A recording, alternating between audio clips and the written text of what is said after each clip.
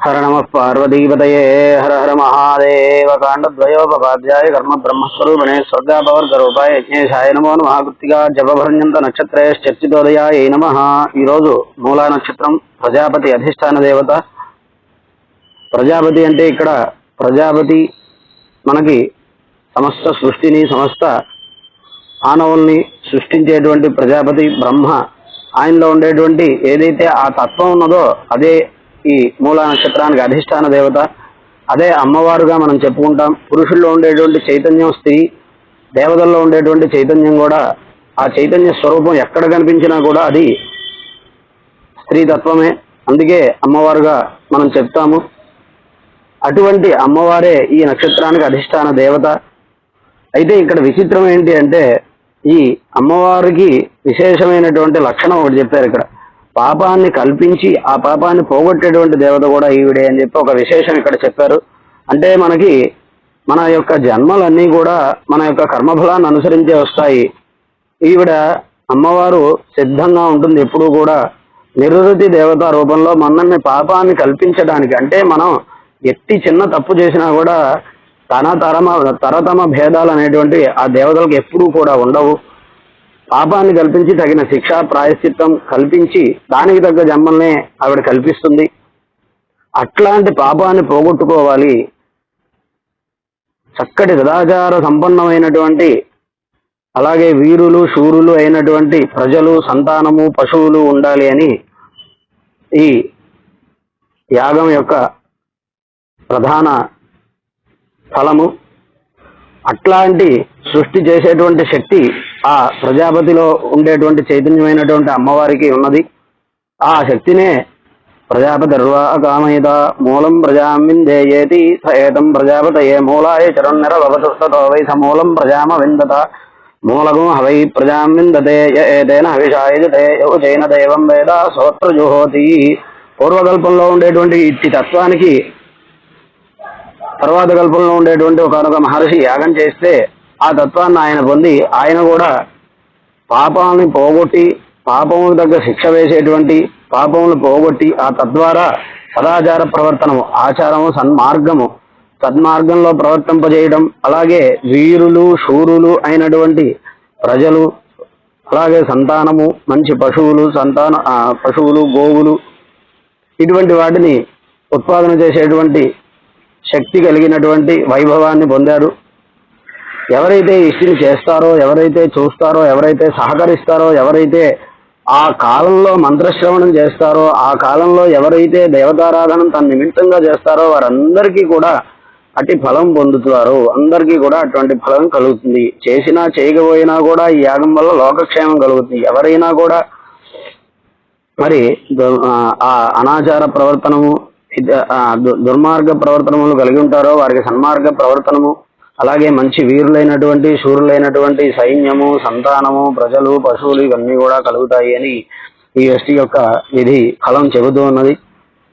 అట్టి ఇష్టి యొక్క ప్రధాన హవిస్సునిచ్చేటువంటి మంత్రాన్ని కనుక మనం చూసుకున్నట్లయితే మూలం ప్రజాం వీరవతీం విదేయ పరాచేత నిరరుదిపరాజ గోభిర్నక్షత్రం పశుభిస్సమక్తం అహర్భూయాజ్యమానాయ మహ్యం అహర్నో అజ్యసు వితే దదాతు మూలం నక్షత్రమిది యద్వదంతి పరాజీం వాచా నిరరుతన్నదామి శివం ప్రజాయై శివమస్తు మహ్యం మూలం ప్రజాం వీరవతీం విదేయ. ఈ మూలా నక్షత్రము ఇందాక చెప్పుకున్నట్లుగా వీరులైనటువంటి సదాచార ప్రవర్తకులైనటువంటి శూరులైనటువంటి సంతానాన్ని, ప్రజల్ని అలాగే మాకు కల్పించాలి. ఆ మూలా నక్షత్రం సృష్టించాలి, ఆ మూలా నక్షత్రం మాకు కల్పించాలి. మూలం ప్రజాం వీరవతీం విదేయ పరాచేత నిరరుదిపరాచ. ఏదైతే పాపం ఉన్నదో ఆ పాపం అంతా కూడా పోయి మళ్ళీ ఎప్పటికీ కూడా ఆ పాపం రాకూడదు. ఒక్కసారి ఇప్పుడు తీసేయటం కాదు, ఇక మళ్ళీ ఎప్పటికీ కూడా ఆ పాపం అనేది దరిచేరకూడదు. పరాచేత నిరరుదిపరాచ. ఇంకా గోభిర్నక్షత్రం పశుభిస్సమక్తం. ఈ నక్షత్ర అధిష్టాన దేవత కూడా చక్కగా మమ్మల్ని గోవులు ఇటువంటి మంచి పశువులన్నిటి చేత మమ్మల్ని ఎప్పుడు కూడా కలిపి ఉంచాలి. అంటే మాకు ఎప్పుడు కూడా మంచటి పాడి పంట ఇవే మనకి భారతీయ సనాతన వైదిక సాంప్రదాయంలో ప్రధానంగా చెప్పబడినటువంటి సంపద. మనకి గమనిస్తే అవి ఉంటే చాలు. ఇవాళ మనం కొని తెచ్చుకునేటువంటి అనేక లౌకిక వస్తువులు ఇవన్నీ కూడా మనకి ఇబ్బంది కలిగించేవే తప్ప మనకి ప్రకృతికి ఏమాత్రం మనకి సౌకర్యాన్ని కల్పించేవి కాదు. తక్షణంలో ఏదో మనం వాటి వల్ల సుఖం పొందుతున్నాం అనుకుంటున్నాం, కానీ అవి భవిష్యత్తులో సమీప దూరంలో అవి మనకి ఇబ్బందిని కలిగించేవే. కానీ మనకి సనాతన సాంప్రదాయం మంచి వర్షము, మంచి పాడి, మంచి పంట, మంచి ప్రజలు, అదే చెప్తున్నారు, వీరులైనటువంటి శూరులైనటువంటి ప్రజలు కావాలి. అలాగా గోభిర్నక్షత్రం పశుభి సమక్తం అహర్భూయాద్యజమాన యమహ్యం. ఇంకా ఎటువంటిది మూలా నక్షత్రం. మన అమ్మవారిని ఏం చేస్తాం? భానుమండల మధ్యస్థ. పగటిని మించినటువంటి ప్రకాశం ఎక్కడైనా ఉంటుందండి? ఎక్కడా ఉండదు. అంటే పగట్లో వచ్చేటువంటి వెలుతురుని మనం ఎన్ని కృత్రిమమైనటువంటి పరికరాల ద్వారా కూడా సృష్టించలేము. అంతటి వెలుగు, అంత తేజస్సు అనమాట. అట్లా తేజస్సు కలిగినటువంటిది ఈ నక్షత్రం. అట్లాగే అటువంటి తేజస్సు, ప్రకాశము నాకు కావాలి. యజమానికి ఆశ్రయించి ఉన్నటువంటి ఈ ప్రజలందరికీ కూడా అటువంటి ప్రకాశం అంటే తేజస్సు కావాలి. అంటే అక్కడ అహస్సులో పగట్లో ప్రజలు జీవనం చేయడానికి సౌకర్యమైనటువంటిది ఆ పగలు. రాత్రి జీవనం చేయడానికి సౌకర్యమైనటువంటిది కాదు. అట్లా సౌకర్యమైనటువంటి జీవనం కావాలి, ప్రకాశం కావాలి. అలాగా ఉండాలి. మూలం ప్రజాం వీరవదీం విధేయ పరాచేత నిరధిపరాజ గోభిర్నక్షత్రం భజవిశ్రమక్తం అహర్భూయాద్యజమానాయ మహ్యం అహర్నో అద్యసు వితేద దాదు. అట్లాంటి తేజస్సు కలిగినటువంటి ఈ మూలా నక్షత్రం మేము చేసేటువంటి ఈ యాగాన్ని, ఈ నమస్కారాన్ని, ఈ పూజని, ఈ ప్రార్థనని దేవలోకంలో మంచి సత్ఫలితాన్ని ఇచ్చేటువంటిదిగా చేయాలి. ఏమిటి ఈ మూల నక్షత్రం? ఇది యద్వదంతి.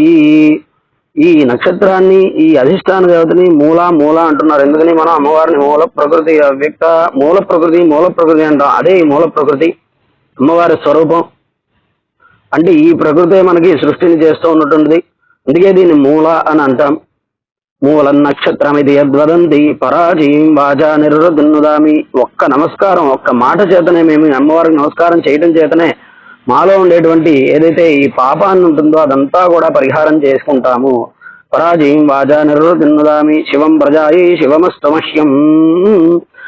శివం అంటే మంగళం, చక్కటి మంగళములన్నీ కూడా నాకు కావాలి, ప్రజలందరికీ కూడా కావాలి, మంగళములన్నీ కావాలి. అంటే ఏం చేయాలి అంటే ఇక్కడ మనకి తెలుస్తున్నది సదాచార ప్రవర్తన ఎప్పుడూ కలిగి ఉండాలి. అందుకే సదాచార ప్రవర్తిని, కలి దోష ప్రశమని, ఇవన్నీ కూడా అమ్మవారు మనకి కలగజేస్తుంది. ఏ దేవతైనా కలగజేస్తుంది, విశేషంగా అమ్మవారు కలగజేస్తుంది. కాబట్టి మనకి మంచి ఉత్కృష్టమైనటువంటి ఫలములు, సౌభాగ్యములు ఎప్పుడు కావాలనుకున్నా మనలో ఉండేటువంటిది చెడు ఎప్పటికప్పుడు తొలగించుకుంటూ ఉండాలి. మనం ఎన్ని మంత్రాలు చెప్పినా, ఎన్ని దేవతారాధనలు చేసినా ప్రధానంగా చెబుతూ ఉండేవి ఆ మంత్రాల్లో ఆ దేవతలు మనకి ఇచ్చే ఫలాలు కూడా అవే. మనకి కోరిక కోరంగానే ఆ కోరిక ఏదో వస్తువు తీసి చేతిలో పెట్టినట్లుగా పెట్టడం కుదరదు. వారికి కూడా అందుకు అధికారం లేదు. ఒక రకంగా దేవతలకి మన కర్మఫలాన్ని అనుసరించే మన యొక్క ఫలితములు ఇవ్వాలి. అందుకని మనం ఏం కోరుకోవాలి అంటే మన కర్మఫలాన్ని తగ్గించుకోవాలి. మనలో ఉండేటువంటి చెడు ఏదైతే వెనకాల మనకి అడ్డం పడుతూ ఉన్నదో దాన్ని తొలగించాలి.